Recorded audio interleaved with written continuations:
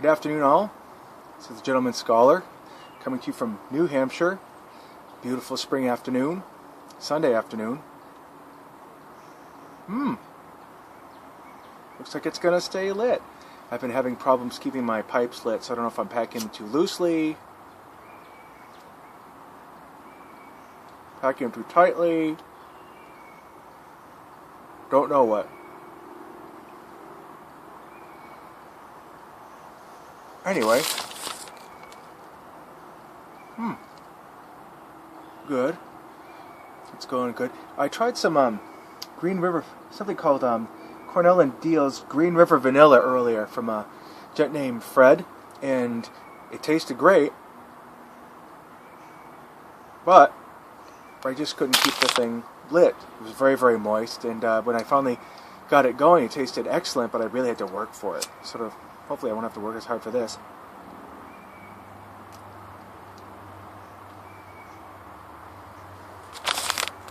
And I don't know who I got this from, but I think it's a store-bought Smoker's Pride Vanilla Cavendish. I'm smoking only because I don't have a whole ton left, so I'm just trying to get rid of it. I just recently sprayed my pipes with my tobacco with some distilled water, some of the older ones, like the Judge's Mixture and the Yule Log, which I'm told you're not supposed to smoke until Christmas time, but I smoked it last spring. I'm also drinking Smith & Forge Hard Cider in my awesome Avengers tumbler. It's seen a few turns in the dishwasher, but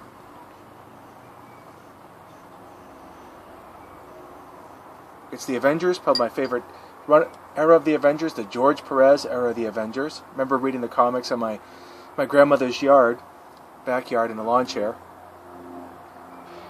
Never forgot him. George Perez, very famous, in the comic world, a very famous artist. So, what do I talk about today? Well, I'm on the deck. I have to stain this thing tomorrow, and I'm not the handyman type, but over the years, I've had to learn to be.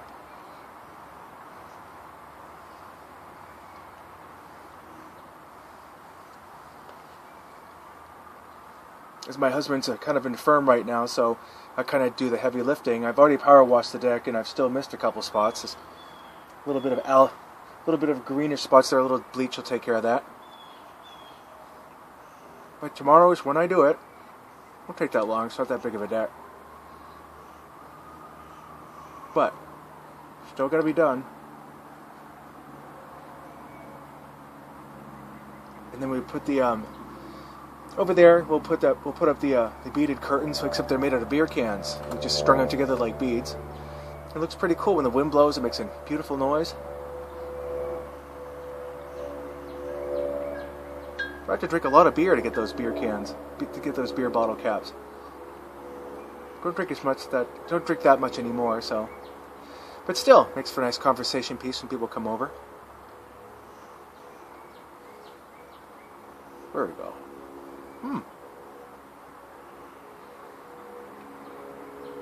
Smoking pretty well.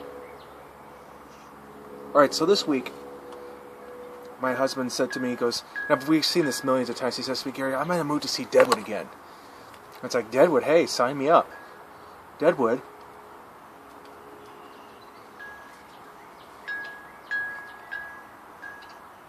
For those of you who don't know, is an HBO series that was done about 10 years ago.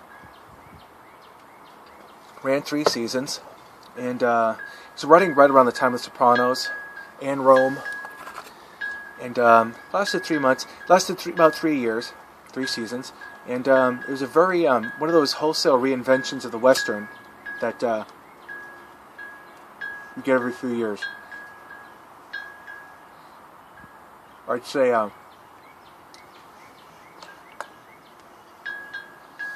I'd say the Unforgiven was one touchstone. I'm not a Western expert, but Lonesome Dove was a high point in the Western genre that I can remember. Also, Unforgiven.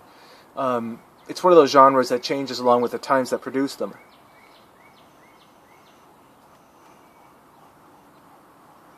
50s that they reflect their American optimism and American expansionism, and now they have a grittier, more realistic feel. And anyway, Ian McShane's in it. Keith Carradine.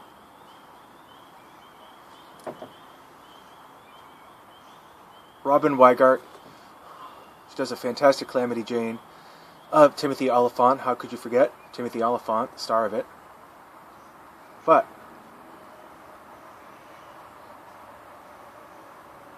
this is like our 5th or 6th viewing of it, and every time I see it, there's always something new. The detail is spot on.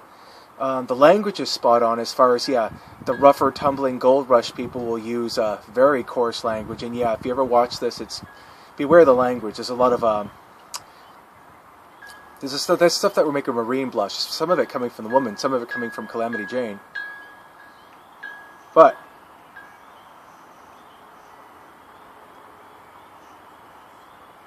deals with a lot of themes, but the most important of them is the building of a community. People from all walks of life in this community who don't necessarily like each other, but they have to work together to protect their camp.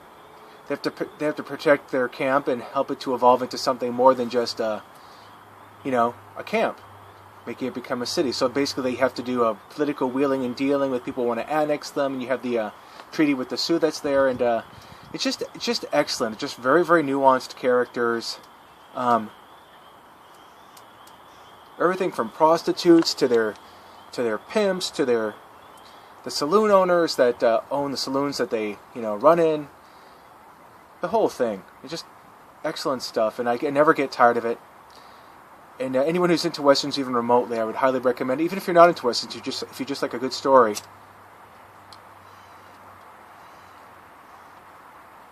There's a lot to like there. And the music's excellent too, I should add. I understand they're doing a movie, like a follow-up movie soon. I guess it's been filmed. Look forward to seeing that. Because much like these series, it kind of ended on a kind of an abrupt note, so it'd be nice to see where the characters have gone on from there. So we've already blown through almost the first season already. But a lot of good quotes in there. Same with Lonesome Dove. I mean, it's a western in the sense it takes place in the West, but there's a lot of deep down dirty truths about human nature in it, which I really dig. And I've always said if the story's good, if you put me in front of it, I don't care if it's a soap opera, I don't care if it's a romantic comedy, I don't care if it's science fiction. If a good story is a good story. I had a good friend of mine introduce me to Torchwood. It's Deadwood. I probably wouldn't have looked at it otherwise, but glad I did, and bought the series, and it's on my shelf, and at least once every other year we take it down and we watch it with rapt attention. And every time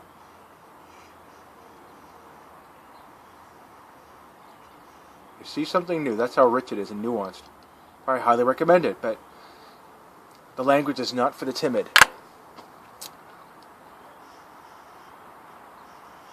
So, just came back from a 3-day trip. I'm a flight attendant for a major airline, in case you've heard. And airlines have been in the news a lot lately, as you know. Haven't beat anybody up yet, though in my mind I imagined it quite a lot. But,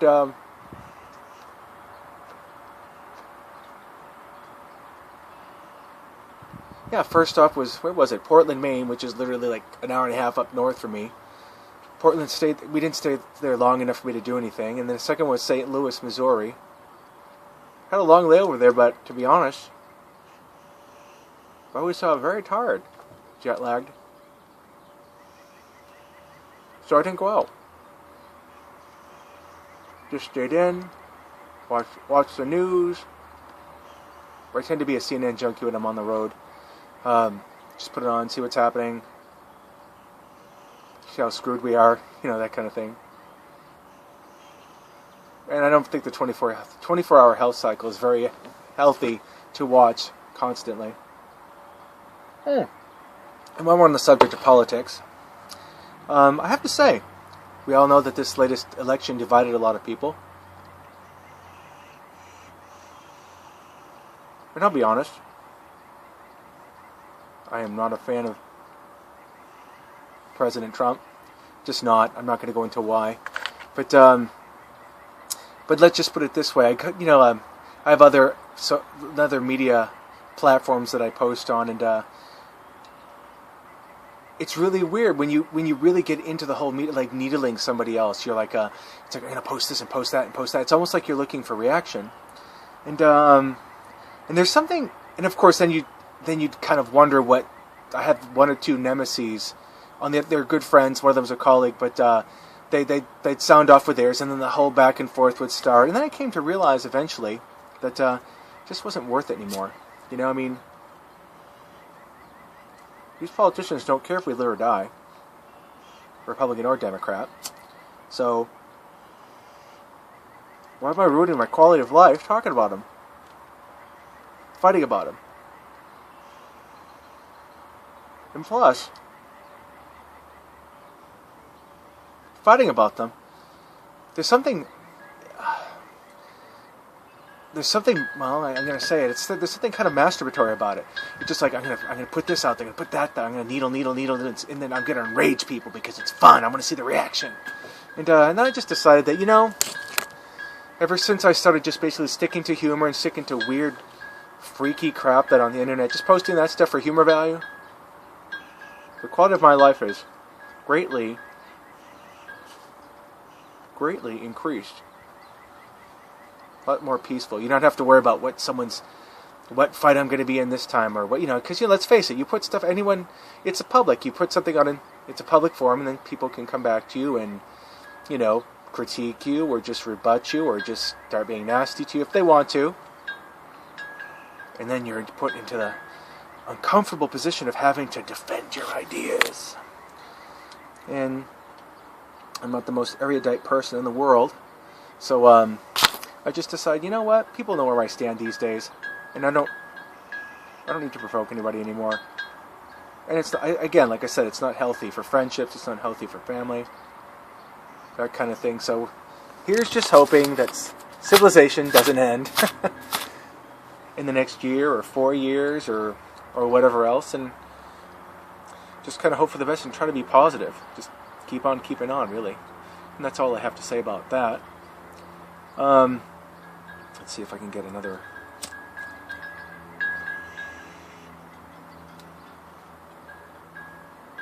some shout-outs.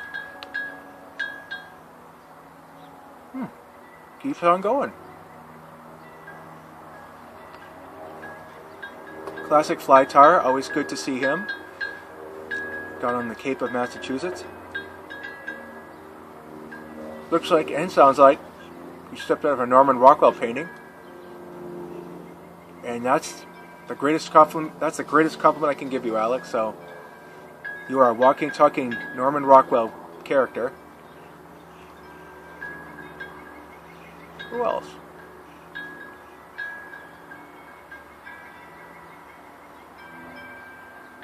The Mindful Pipe, I've been enjoying his stuff lately. He just goes out to his campfire and like he's out in the Old West, and he lights up his pipe and just chats. Like that a lot. And he just talks about his life, his kids, how they learn, what they do. That's the stuff I like most about YouTube pipe videos, like the little slices of everyday life. Beer Beard, Stephen is very good for that.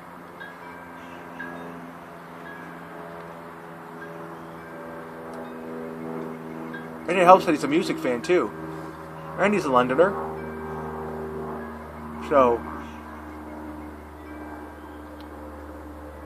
wow, this just keeps going. So he grew up when, all the early, I believe it's late 60s, early 70s music was happening.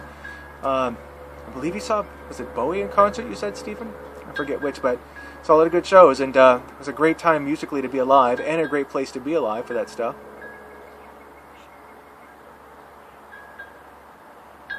Of course, the Holy Smoking Pipe Padre.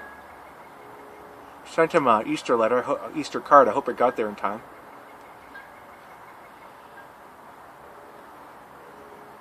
Umfidis, aka Tabo, down in South Africa. Always good to see his videos. I think she's done, ladies and gentlemen. And I just wanted to say hello. Oh, Grandpa Cavendish, how can I forget? Probably one of the main reasons why I'm doing these videos. He's a great encourager of it.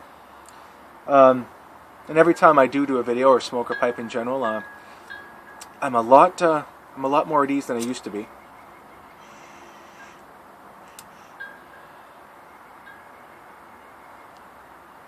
And it's a great community, the YouTube pipe community. I'm very, very grateful for you folks. I'm also grateful for the folks I've met on like Facebook as well. It's taught me a lot, showed me a lot of new perspectives in life. So, all right, I'm going to leave it at that. We just passed the 16-minute mark, and we all have things to do, and not a whole lot of time to do it in. So I just want to say thank you very much. This is Gentleman Scholar signing off. If you ever have a chance, please watch Deadwood. It's excellent. It'll make your life a little better. Trust me. Have a good one. Cheers.